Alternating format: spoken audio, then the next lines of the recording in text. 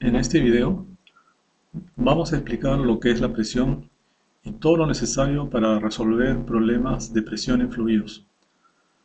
Comencemos definiendo lo que es la presión. La presión es la fuerza perpendicular o normal que se ejerce en una superficie. Una definición más explícita de presión es la siguiente. La presión es la fuerza normal o perpendicular que ejerce un fluido sobre una unidad de área. De esta manera tenemos que la presión será igual a la magnitud de la fuerza dividida entre el área donde se ejerce la fuerza. Esta fórmula la utilizaremos cuando tengamos como datos la fuerza y el área de la superficie donde actúa la fuerza. Cuando hablamos de gases, la fuerza ejercida por unidad de área se conoce como presión. En sólidos, la presión se conoce como esfuerzo normal. Para obtener las unidades para la presión, tenemos que en el sistema internacional, la unidad de fuerza es el newton y la unidad para la superficie es el metro cuadrado. Por lo tanto, al ser la presión igual a la fuerza sobre área, la unidad resultante para la presión será el newton sobre metro cuadrado, que también es conocida con el nombre de Pascal. Entonces, un Pascal será igual a un newton sobre metro cuadrado. Otras unidades usadas para la presión son las que podemos ver a continuación. Existen varios tipos de presión. Las podemos clasificar de la siguiente manera: presión absoluta, presión atmosférica, presión manométrica y presión de vacío. Comencemos definiendo la presión atmosférica. La presión atmosférica es la fuerza que ejerce el aire atmosférico sobre la superficie terrestre. En otras palabras, es el peso del aire ejercido sobre todo cuerpo en la superficie terrestre. La intensidad de la presión atmosférica es la misma en todas las direcciones sobre la superficie terrestre.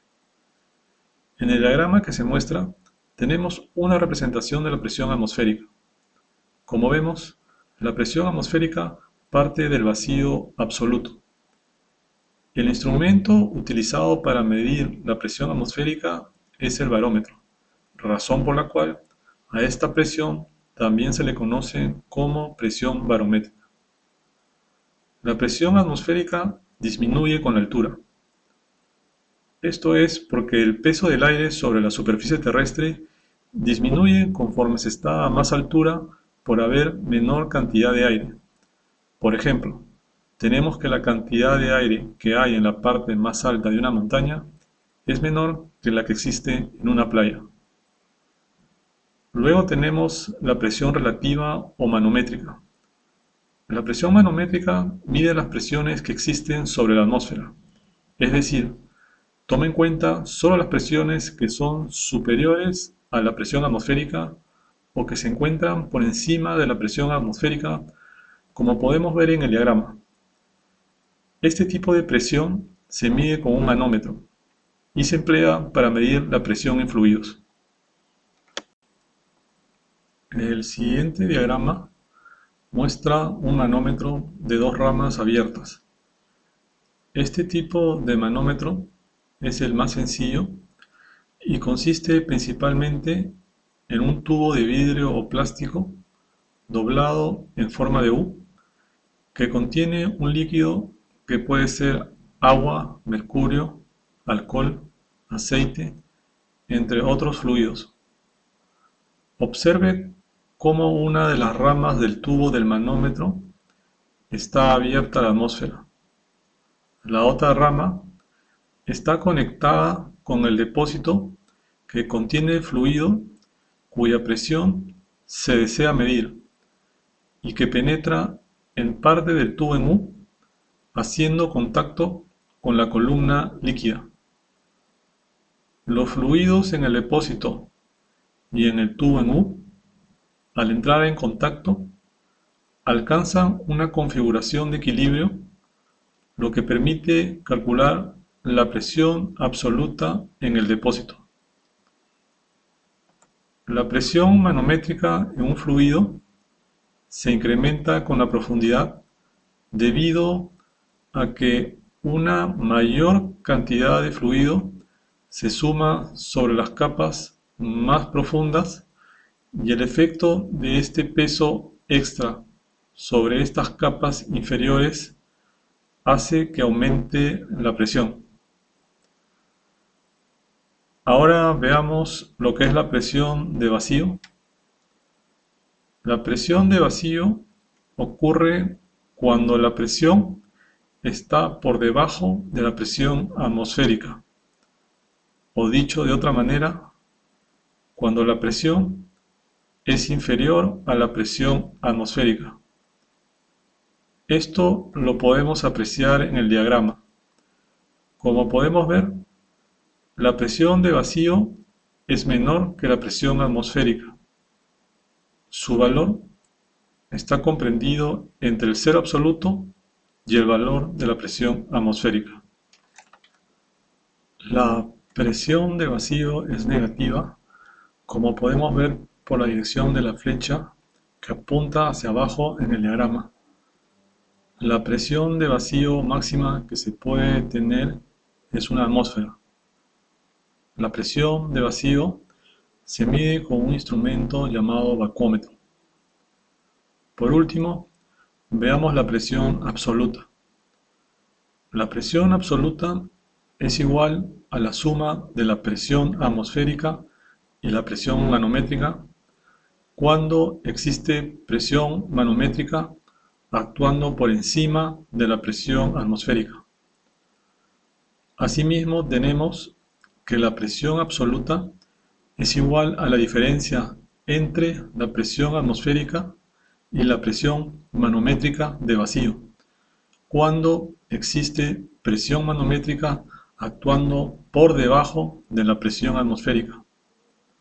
Por consiguiente, decimos que la presión absoluta es la presión real de un sistema y se mide con referencia al vacío absoluto o vacío perfecto, que es el cero absoluto, como podemos apreciar en el diagrama. Para calcular la presión en un punto de un fluido, se utilizará la siguiente fórmula. La presión es igual a la densidad del fluido multiplicado por la aceleración de la gravedad g, que es 9.81 metros sobre segundo al cuadrado, y multiplicado por la distancia vertical que existe entre el punto y la superficie del fluido, que viene a estar representada por la variable h. Esta fórmula se aplicará tanto para encontrar el valor de la presión absoluta como de la presión manométrica. La presión en un fluido en reposo no varía en dirección horizontal.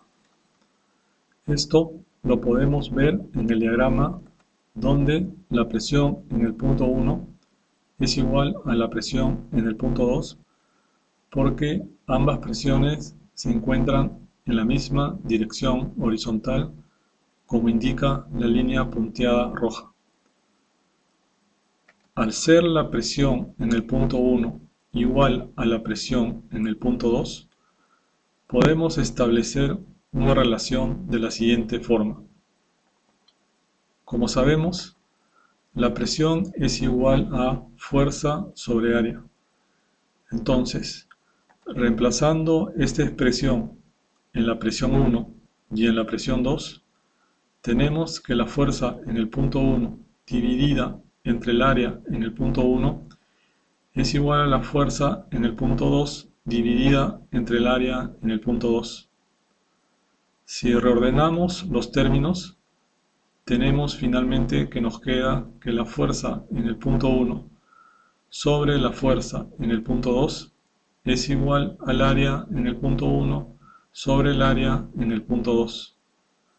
Por lo tanto, esta igualdad nos ayudará a determinar los valores de las presiones que se ubican en una misma dirección horizontal en un fluido.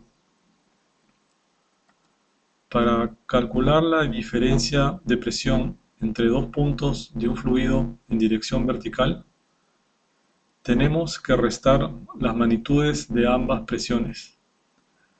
Primero, para la presión en el punto 1, sabemos que es igual a la densidad del fluido por la aceleración gravitacional por la profundidad del punto 1. De igual forma, la presión en el punto 2 es igual a la densidad del fluido por la aceleración gravitacional por la profundidad del punto 2. Al restar ambas presiones, nos queda lo siguiente. Factorizando los términos en común, como son la densidad y la gravedad, tenemos que la presión en el punto 2 menos la presión en el punto 1 es igual a la densidad del fluido por la aceleración gravitacional por la diferencia de las alturas entre el punto 1 y el punto 2.